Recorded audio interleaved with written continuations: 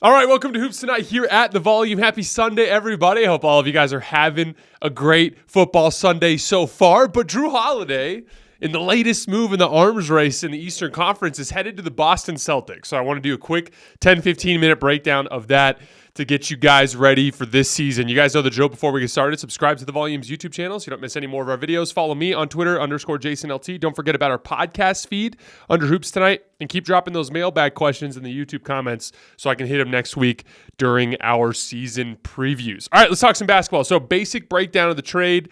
The Celtics get Jrue Holiday. The Blazers get Robert Williams, the backup center from the Celtics, sometimes starting center, and Malcom Brogdon, the guard who was a little annoyed that his name was thrown around in trade conversations this summer, even though he did not get traded. And then the Blazers get 2 more first-round picks as well. Now, we're going to go into further detail, much further detail on everything involving the Celtics in the season when we do their season preview, which is coming up this week. But today I want to briefly hit what Jrue Holiday will bring to the Celtics, what it means for the Bucks-Celtics matchup and how they stack up with the Nuggets, and then what it means for the Blazers. So we'll just hit 3 quick things. We'll just go for about 10, 15 minutes this morning.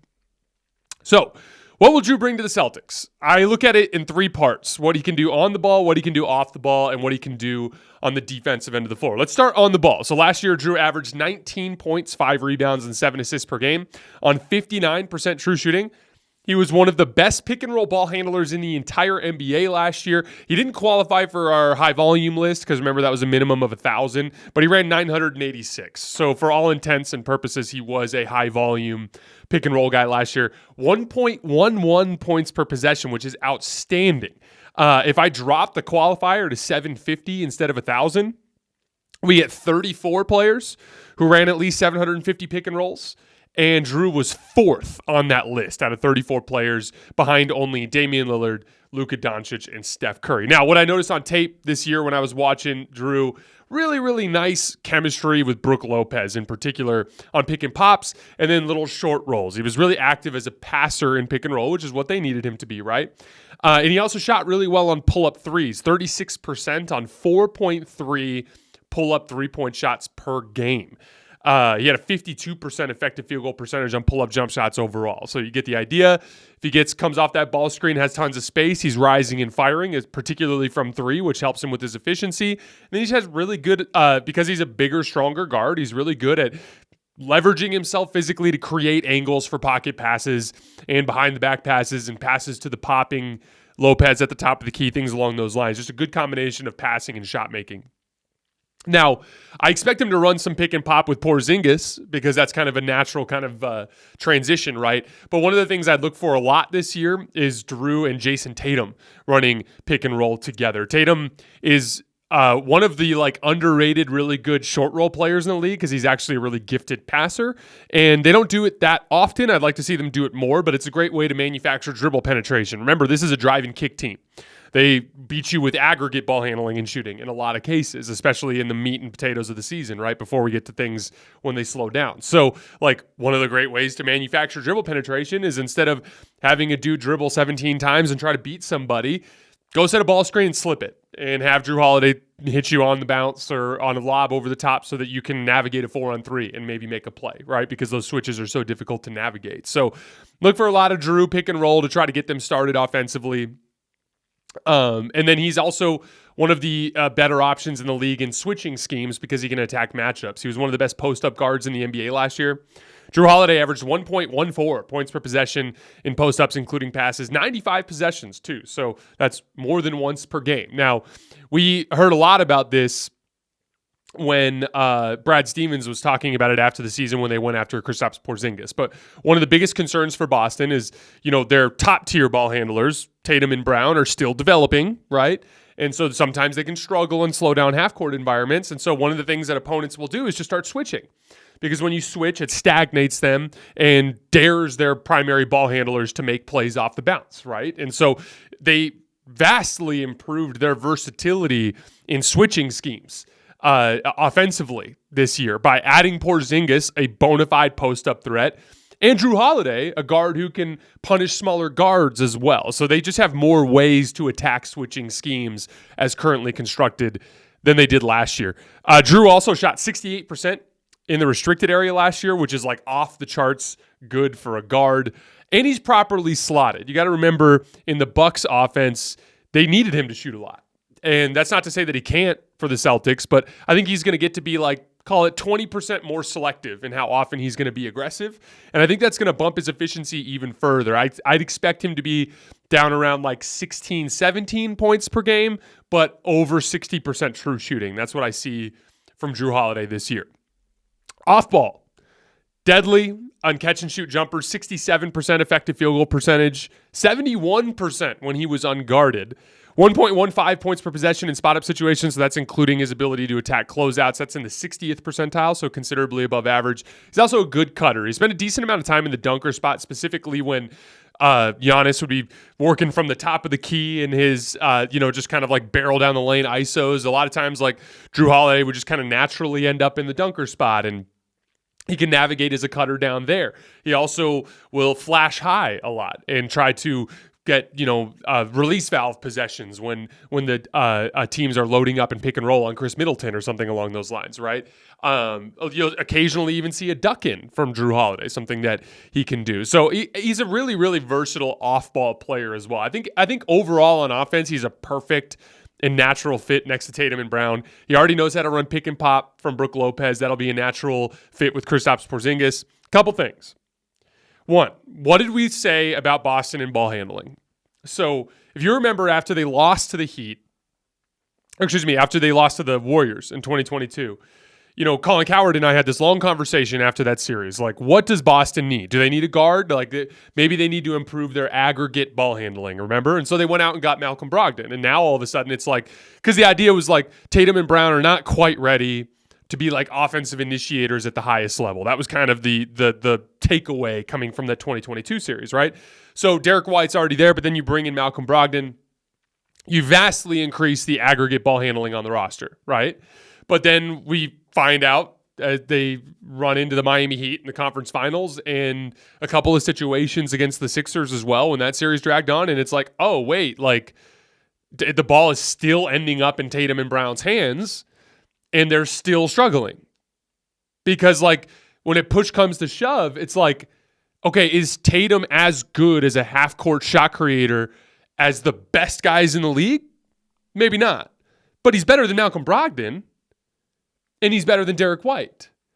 So, like, aggregate ball handling is great and all, but, like, you're not going to pitch the ball to Derek White and just have him run all your offense down the end of the game. Like, he's just going to get beat by better players, right? Like, if I have a 5-minute stretch in a pivotal playoff game and it's Derek White trying to create shots versus Steph Curry, like, it's not going to go well for you. Steph's just better than Derek White, right? So, like, that was the big lesson that I learned from the Celtics last year and something that I feel pretty passionately about. Like, really, it comes down to Tatum.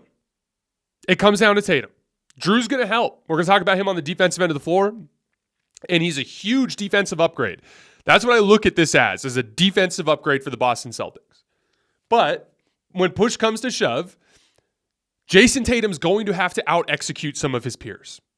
That's the reality. That's what I said after the season. I feel very strongly about that. Like, the ultimate ceiling of the Celtics comes down to Jayson Tatum's development. Like, you can have aggregate ball handling, and that will certainly help you in the big picture, but your top-end ball handling is what matters the most in these slow-down half-court environments. And we just have one of the best top-end ball handlers in the league, and Nikola Jokic just utterly obliterate everyone in the league. And these days, it's like you're going to have to beat a Jokic. You're going to have to beat a Luka. You're going to now in the Eastern Conference, like, because that was the thing, is in the Eastern Conference, it was like, why does Jimmy Butler keep beating all these guys?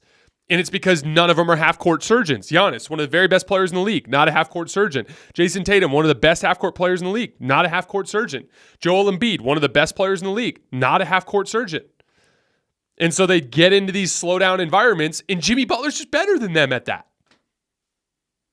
And so that's the thing, is like, now you bring Damian Lillard into the equation, and now there's two guys in the Eastern Conference that you have to navigate through that are half-court surgeons, in Jimmy Butler and in Damian Lillard.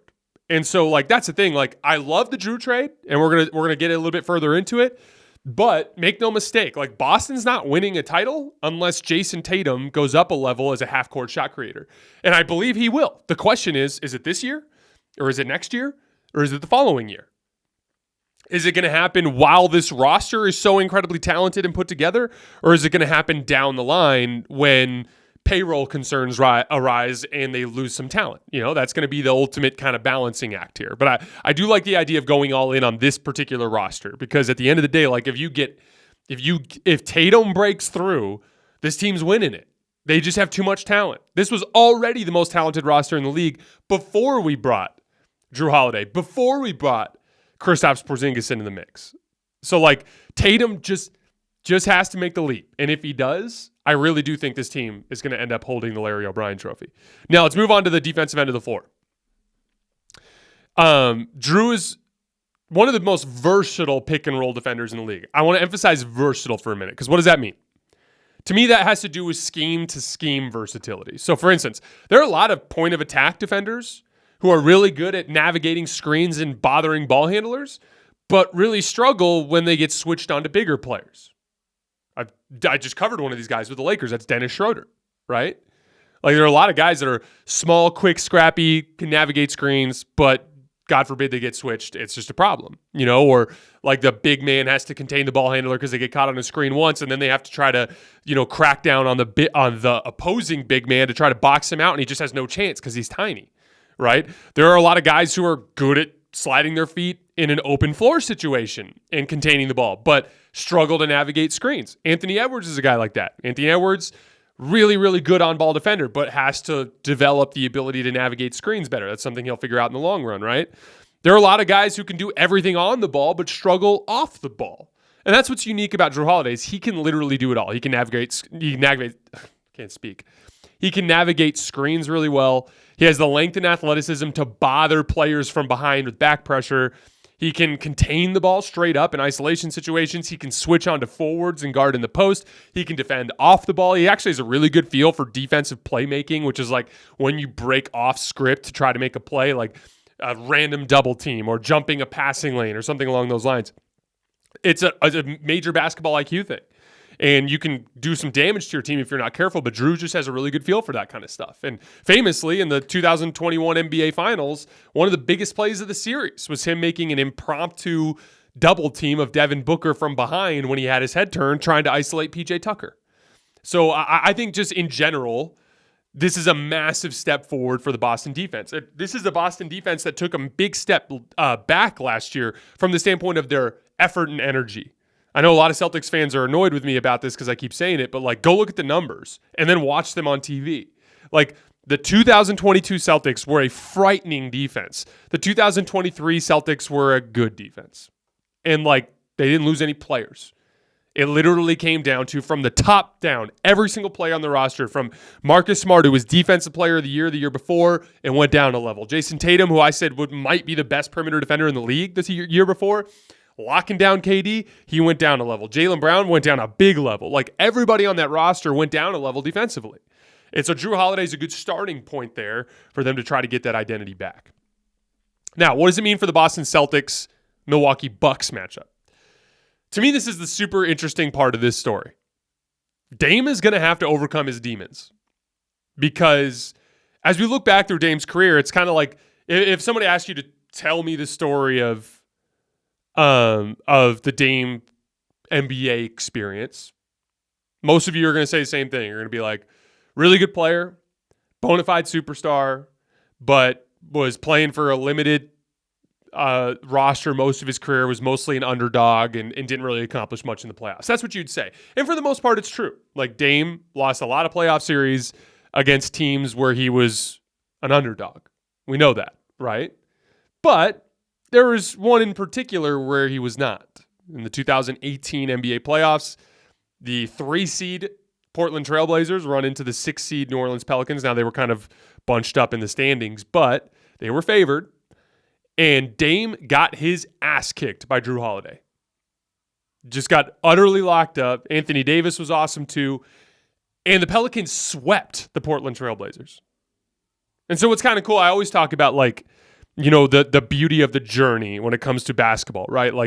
Loss leading to scar tissue leading to better habits and better commitment, that the better habits and commitment leading to wins, right? It's a pathway, right? I also talk about stars needing to dig deep and achieve things that they've never achieved before to get the trophy. It's why I don't like when teams are monumentally more talented than the rest of the league. And here's the thing. The Bucks and the Celtics are really talented. They're not monumentally more talented than the rest of the league. Like, they're just as, like, Denver's right there with them, right? Phoenix is right there with them. The Lakers are right there with them. Like, there are 5 teams at the top of this league that are all kind of on the same tier, right? And so from that standpoint, like, I like it that one of these teams is going to require a star to rise above and achieve a level of play that even they didn't think they were capable of, right? And that's the thing. Like, Dame's going to have to earn it.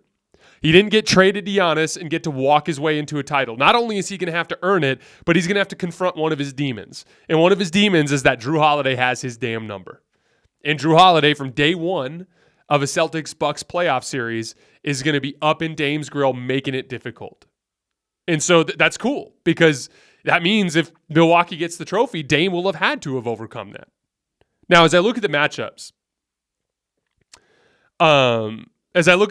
there's a couple, it kind of reminds me of like transitive property stuff. Because in a weird way, I think the Celtics are built to beat Milwaukee. But I think the Milwaukee Bucks are built to beat Denver. But I think Denver's built to beat Boston. And the reason why is the strengths and weaknesses of all the rosters, right? Like, Boston is uniquely equipped to give the Bucks problems on both ends of the floor. Jrue Holiday is an ideal defensive matchup for Damian Lillard, right?